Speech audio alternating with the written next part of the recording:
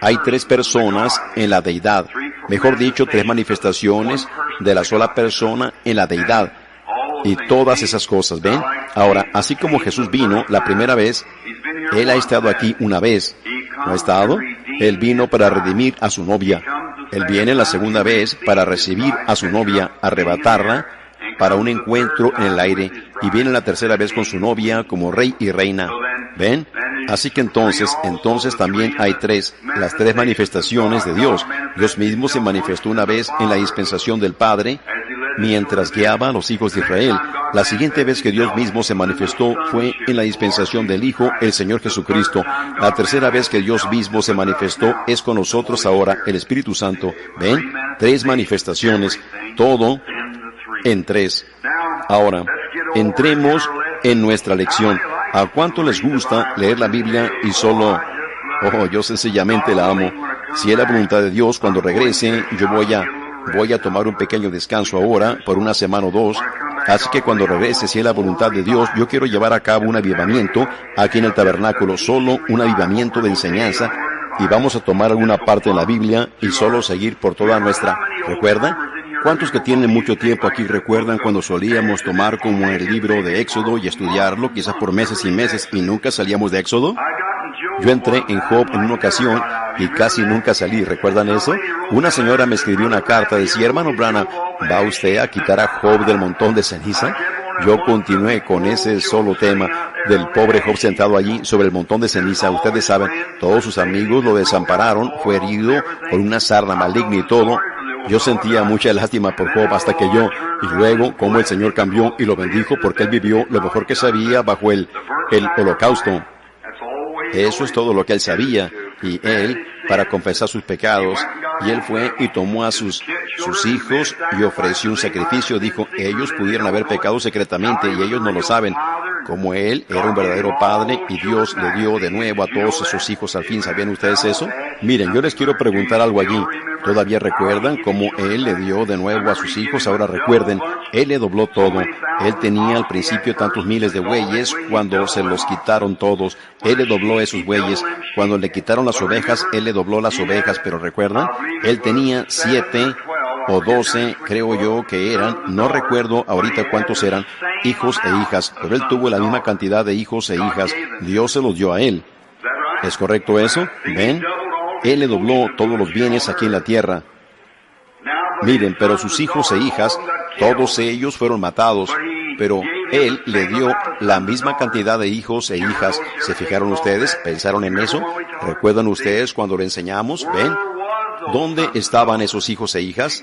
En la gloria, esperándolo a él. ¿Ven? Él le dio a él cada uno de ellos, ¿ven? No hubo uno solo de ellos que se perdiera, ¿ven? La misma cantidad de hijos e hijas que él especificó primero, él especificó la misma cantidad al último, pero él le dobló su porción de ovejas y bueyes y demás de esa manera. Pero sus hijos e hijas, todos fueron salvos, esperando en la gloria que Job fuera a ellos. Oh, hermanos, eso vale la pena, ¿no es así? Muy bien. El libro de Hebreos, Pablo, en mi opinión, Pablo hablando a los hebreos, separando la ley de la gracia, y tomamos, quizás leeremos solo un par de versículos de los primeros versículos del capítulo 10, pero luego vamos a empezar en el 19.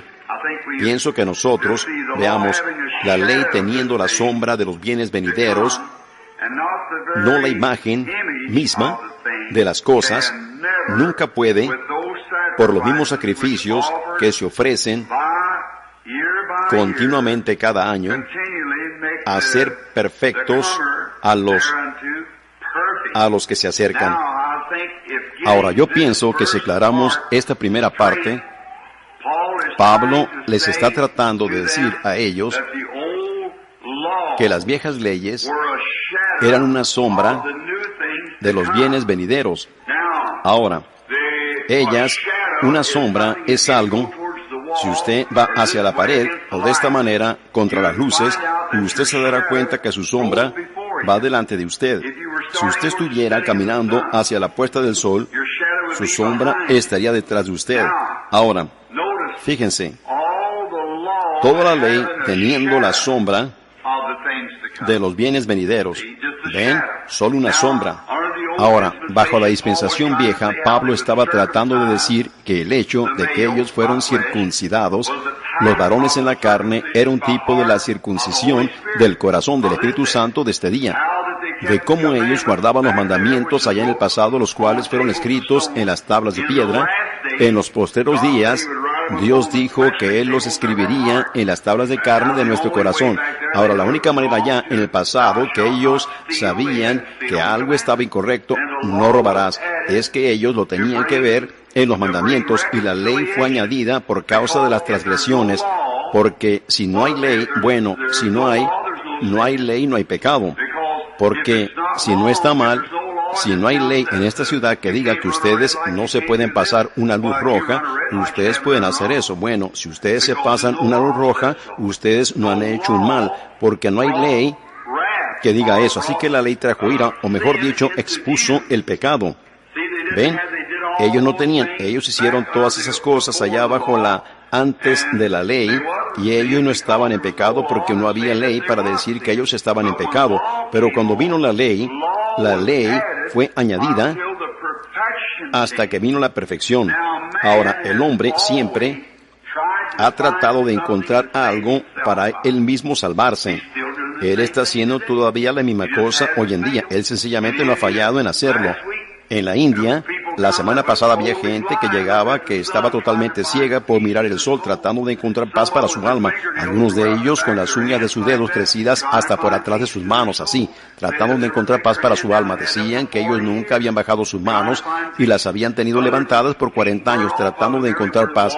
Otros casi habían quemado completamente sus pies, pues ellos habían caminado sobre brasas calientes para tratar de encontrar paz, para pacificarse con los dioses de ellos. Se acuestan en vidrio, en botellas quebradas y cosas, se acuestan en madera con clavos y todo, tratando de encontrar paz. Y no hay paz para ellos porque todo es idolatría. Y nosotros aquí en América no cruzamos la calle para encontrar paz para nuestra alma del verdadero y genuino Dios viviente. Correcto. Pero miren, todas esas cosas, esas ideas paganas del hombre, fue allá en el pasado, cuando Dios envió la ley y fue añadida para mostrarnos que estas cosas eran pecado. Pero miren, esa ley no podía quitar el pecado, únicamente magnificó el pecado. ¿Ven? Porque si no hay ley que diga que usted no puede hacer eso, bueno, no es, si usted comete o quebranta eso, usted no la puede quebrantar porque no hay ley para quebrantar. Pero cuando la ley llega a su efecto, entonces el pecado se manifiesta. Entonces ellos decían, no robarás, no cometerás adulterio, no darás falso testimonio. Todas esas cosas, ellos las hicieron antes, pero no podían ser consideradas como pecado, porque no había ley en contra de eso. Pero entonces cuando vino la ley, hizo al hombre comprender que él no puede robar, él no puede mentir, y que él no puede cometer adulterio, y todos los mandamientos solo magnificados, pero todavía esa ley no quitaba el pecado. Ella únicamente trajo al hombre a reconocer que era pecado. Entonces cuando vino Cristo vino para quitar el pecado, ¿ven? Ahora, la única cosa que hizo la ley es que les dio a conocer que un sustituto inocente tenía que morir por el culpable. Esa ley empezó allá en el huerto de Edén. Y entonces, ahora, ellos ofrecían una oveja o un buey o algo y lo mataban, derramaban la sangre en el altar y demás, porque era lo que cubría, o un sacrificio sustituto. Pero eso nunca podía quitar el pecado, porque no hay fuerza suficiente en la vida de un animal para expiar por una vida humana, porque más elevada es la vida humana que la vida de un animal. Ahora, aquí estamos sentados esta noche, probablemente somos alemanes, irlandeses y demás, y alguna gente de color. Ellos, no importa si son negros, blancos, amarillos o cualquier color que ellos sean, de una sola persona provino cada uno de nosotros. ¿Ven? Eso puede científicamente probar que uno puede ir al pueblo más negro de África y conseguir al hombre más negro que usted puede encontrar. Y si usted estuviera enfermo, él le pudiera dar una transfusión de sangre. Su sangre es exactamente como la de él. O usted pudiera ir a China y conseguir al hombre más amarillo allá en China, y él le pudiera dar una transfusión de sangre. ¿Ven? o del hombre más moreno que hay en la India, él le pudiera dar una transfusión de sangre. De una sola sangre ha hecho todo el linaje de los hombres. Pero no hay un solo animal en el mundo que se compare con la sangre humana. ¿Ven? La sangre animal en cada uno de ellos es diferente, pero la sangre humana es toda la misma. Ahora, si eso no quita la idea de algunas de estas personas que hablan y enseñan en la escuela aquí que nosotros hemos evolucionado de la vida animal, si eso es así, entonces el animal le pudiera dar a un humano una transfusión de sangre. Pero la sangre, la vida humana, es la misma. Pero la vida animal, algunos de ellos, por ejemplo la serpiente, ella es de sangre fría, un pez, él es de sangre fría. Pero miren, un oso, un alce, o un perro, o un caballo, ellos son de diferente clase. Ninguno de ellos pudiera transfundir sangre uno al otro porque todos ellos son diferentes. Pero en el ser humano es toda la misma. Entonces, por medio del sacrificio de la sangre del animal, solo era un sustituto bajo la ley hasta que vino Jesús, el cual no nació de ningún hombre. Ningún hombre en esta tierra fue su padre. Él tuvo una madre, y la madre fue una virgen, la Virgen María, una muchacha como de unos 18 años de edad, y el Espíritu Santo le hizo sombra, siendo Dios el mismo Padre, y lo crió. El mismísimo que habló el mundo a existencia, solo habló. Ustedes saben cómo entramos en ello el domingo. Cuando Dios habla, tiene que ser así. No hay manera en lo absoluto de apartarse de ello. Dios dice sea, y tiene que ser. Nada. La mismísima palabra, y la palabra era un pensamiento. Dios, cuando Él antes, una palabra es una expresión de un pensamiento. Dios lo pensó en su mente y lo habló a existencia. Y nosotros tenemos fe en nuestro corazón, la fe de Dios en nuestro corazón, y lo podemos ver claro, llega a ser una fe, y entonces lo hablamos y viene a existencia. La misma cosa, porque la mente de Cristo está en el hombre. Eso es lo que produce las sanidades y demás. Cuando usted capta esa revelación perfecta de lo que usted está haciendo, entonces usted sabe cómo caminar. Eso es, porque esa es la caminata cristiana. Ahora, pero la sangre de animales no quitaba el pecado. Entonces, cuando vino Jesús, siendo Dios mismo, manifestado en carne, su sangre no provenía de la sangre de ningún otro hombre. Cada uno de nosotros, todo profeta, todo gran hombre, era sangre humana. Pero este hombre tenía sangre divina. Dios mismo crió la célula de sangre, y la persona, usted proviene de una sola célula de sangre. Si usted la pudiera alguna vez mirar bajo un microscopio, yo lo hice hace unas cuantas semanas, y en la reproducción de animales, así que ustedes, o mejor dicho, de ganado, hay decenas de millares de gérmenes allí, y esos gérmenes, pequeñas células de sangre, germinan al óvulo, y esto es lo mismo en el humano común. Pero en este caso, Dios mismo crió esta célula de sangre sin ningún acto de un hombre en lo absoluto, y de allí provino su propio Hijo, Cristo Jesús, en quien Dios mismo habitó dentro, haciéndolo a Él Emmanuel en la tierra. Ese es el cuadro. Eso es lo que ustedes tienen que creer para ser salvos. Y luego Jesús, gratuitamente, no lo tenía que hacer, sino gratuitamente, con el amor en su corazón por su prójimo, murió en el Calvario y derramó esa sangre con los pecados del mundo sobre Él. Pues Él llevó nuestros pecados al Calvario sobre sí mismo. Ahora, no es lo que yo puedo hacer, no es si yo soy bueno o no, es si Él era bueno.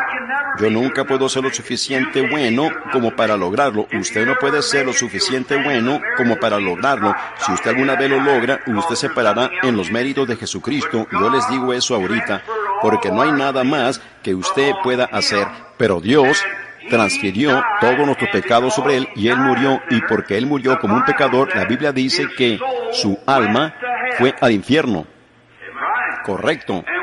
Y mientras Él estaba allí, Él predicó a esos que estaban encarcelados, que no se arrepintieron cuando una vez esperaba la paciencia de Dios en los días de Noé. Pero no fue posible que Él permitiera que su cuerpo viera corrupción ni dejara su alma en el Seol. Y al tercer día, Él resucitó para nuestra justificación, mostrándonos que mientras confesemos nuestra fe en Él, y hemos nacido de nuevo del Espíritu, que tan seguro como Él resucitó del sepulcro, nosotros también resucitaremos en su segunda venida. ¡Oh, qué esperanza tan perfecta! Oh, cuando uno ve las religiones del mundo y sus supersticiones, y luego ve que nuestra salvación y esperanza sólida está basada sobre un principio fundamental, que todos los demonios del infierno no lo pueden derrumbar. Ustedes las pueden ver, son hermosas. La religión de Buda es una religión hermosa, la religión hindú es una religión hermosa, pero hermano, ellas están tan sin vida como pueden estar. ¿En dónde está la vida? La vida está en la sangre. La sangre es la vida, y ese es el único hombre que pudo sangrar la clase correcta de sangre, porque él era la propia sangre de Dios, y él sangró la sangre que los redimió a ustedes y a mí. Y así es que nuestra salvación está en Cristo Jesús, en lo que Él hizo por nosotros en el Calvario. No importa cuán vil hayamos llegado a ser, cuán inmoral hayamos llegado a ser, cuánto nos hayamos contaminado, cuando miramos al Calvario con un corazón verdadero y confesamos nuestros pecados allí en el Calvario, eso lo concluye. Eso es correcto. En cuanto sale su confesión de los labios de usted, Dios está obligado a contestarle, correcto. Oh, cuando yo pienso eso. Oh, con razón Pablo dijo, yo estuve allí en el recinto el otro día en donde le cortaron su cabeza y la arrojaron en la alcantarilla. Yo pensé justo antes, él dijo, ¿dónde está, oh muerte, tu aguijón? ¿Dónde, oh sepulcro, tu victoria? Mas gracias sean dadas a Dios que nos da la victoria por medio de nuestro Señor Jesucristo. ¿Ven? Eso sencillamente se ancla. Oh, eso es de lo que a mí me gusta hablar. Escuchen, algunos de los jóvenes, usted puede estar joven y eso puede ser perecedero y usted realmente no lo nota, pero espere un tiempecito cuando esté en el hospital y el doctor le diga a usted que tiene 2 días para vivir o 2 horas. Espere un tiempecito cuando su corazón empiece a omitir un latido y usted lo sienta en el pulso de su muñeca. Oh, hermano, usted lo estará buscando con todo entonces. ¿Qué va a significar toda la vida entonces? Se terminó. Espere cuando el cabello en su cabeza se empiece a volver cano y usted comprenda que se está enfrentando a una eternidad sin fin allá, y esa alma que ahora vive dentro de usted se está desprendiendo como cuando un diente es extraído, sacado de usted así, para entrar en alguna parte que no sabe a dónde usted va. Más le vale que usted lo piense ahorita y lo concluya ahorita, porque usted pudiera ser desprendido de esa manera sin aún tener una oportunidad para arrepentirse. Así que enmiéndese ahorita. No hay una excusa para la gente americana. Esos paganos de Sudáfrica y de la India, muy allá, se levantarán en el juicio y condenarán esta generación, porque nosotros tenemos luz y el Evangelio e iglesias y bendiciones y todo aquí, y rehusamos aceptarlo. Allí es en donde está el problema, amigo. Ahora, yo digo eso precipitadamente porque es para su bien. ¿Ven? Porque usted debe hacer eso. Ahora, la ley teniendo una sombra. Oh, cuando yo pienso eso. La ley teniendo una sombra de los bienes venideros. Miren lo que ofreció la ley. Abran al capítulo siguiente, el capítulo 11 de Hebreos. Miren lo que hizo Daniel bajo la ley. Miren lo que hizo Enoc bajo la ley. Miren lo que hizo Moisés bajo la ley. Entonces, si él estaba viviendo únicamente en las sombras de la expiación, ¿qué debería hacer la iglesia cristiana hoy día con la realidad de la resurrección del Señor Jesucristo? ¿En dónde estamos parados esta noche, amigos? Déjenme decirles, eso debería hacer que todo cristiano se ciña la armadura. Allí ella dice, vestidos de toda la armadura de Dios y estén seguros de traer la coraza y el yelmo y el escudo y todas esas cosas. Pablo lo compara a un soldado que va a la batalla y cuando vengan las acechanzas del enemigo, alcen su escudo y vayan a enfrentarlo. Ahora, si la ley pudo producir eso, ¿qué debería producir la realidad de la sangre de Jesucristo? Cuando una letra muerta hace eso, ¿qué debería producir la fuerza y el poder y el espíritu de la resurrección del Señor Jesucristo? Ahora, nosotros deberíamos venir a la iglesia con mucha reverencia. Deberíamos entrar a la iglesia como verdaderos santos de Dios. Entrar y tomar nuestra posición y mantener nuestras mentes en Cristo. Deberíamos desechar todo lo del mundo así. Y si ustedes realmente han nacido de nuevo, esto pudiera cortar ahora un poquito, pero ustedes saben que esta es la casa de corrección. Si ustedes realmente ha nacido del Espíritu de Dios, ahí es en donde su corazón está de todas maneras. Eso es lo que sus pensamientos están anclados allí. ¿Ven? Si ustedes alguna vez, Jesús dijo, el que oye mi palabra y cree al que me envió, tiene vida eterna. El que oye mi palabra y cree. Ahora, si ustedes están creyendo correctamente, si ustedes solo lo confiesan con sus labios, no les hará mucho bien, pero de su corazón, si ustedes creen que Jesús es el Hijo de Dios, ustedes no pueden vivir la misma vida que una vez vivieron. Ustedes no pueden, si alguna vez captan una verdadera visión del Calvario. Ahora, si ustedes solo lo toman de una manera descuidada, ustedes solo se están engañando a ustedes mismos. Pero cuando ustedes realmente captan una visión de lo que era Jesús, oh, hermanos, cómo me gustaría predicar la deidad suprema de Jesucristo. Si ustedes pudieran alguna vez comprender quién era Él y lo que Él hizo por ustedes, hombres y mujeres, sus corazones se esgarrarían dentro de ustedes y estarían dispuestos a tirar la basura del mundo para vivir para Él. Oh, cuán maravilloso y qué persona era Él. Si ustedes comprendieran la condescendencia de Dios mismo, Él mismo desenvolviéndose, descendiendo, hasta que Él pudiera entrar en su corazón. Cuando Dios el Padre, en una forma de una nube grande, se posó sobre los hijos de Israel. Y cuando Él se sentó en el monte esa mañana para escribir la ley, bueno, aun si un animal tocaba el monte, Él debía ser asaeteado. Únicamente por medio de santificación llevó Él a Moisés arriba. Puso a Aarón muy abajo, al pie del monte, para vigilar y guardar para que nada, y cuando esa columna de fuego se asentó en ese monte, los relámpagos resplandeciendo y los truenos rugiendo, la oscuridad se asentó. Cuando Jehová Dios, el Creador de toda la eternidad, se asentó arriba de un monte que Él mismo crió. La espesura de las nubes, los relámpagos resplandeciendo, el sacudimiento de la tierra, al grado que los israelitas, parados allá en el campamento con un sacrificio sangrante alrededor de ellos, dijeron que Moisés hable y no Dios. No sea que muramos. Piensen en eso. Ese mismo gran ser todopoderoso se humilló Él mismo, y Él mismo se desenvolvió y entró en un cuerpo de carne que todo hombre podía tocar con sus manos. ¿Qué estaba haciendo Él? Abriéndose paso, tratando de entrar en el hombre. Entonces, después que Él fue y ofreció su propia sangre, cuando ninguna otra sangre lo podía lograr, con razón Él era el premio sin precio del cielo. Con razón Él era el Rey de todos los reyes. Cuando Él mismo se desenvolvió y descendió, y Él mismo se sometió en las manos de hombres pecaminosos para ser golpeado y escupido y molido y colgado en la cruz para morir. Cuando Él estaba colgado allí, alguien dijo, bueno, Él dijo, ¿acaso piensas que no puedo ahora orar a mi Padre y que Él no me daría más de 12 legiones de ángeles? Pero mi reino no es de este mundo. Y ahí esas multitudes dijeron, fuera con este, fuera con este.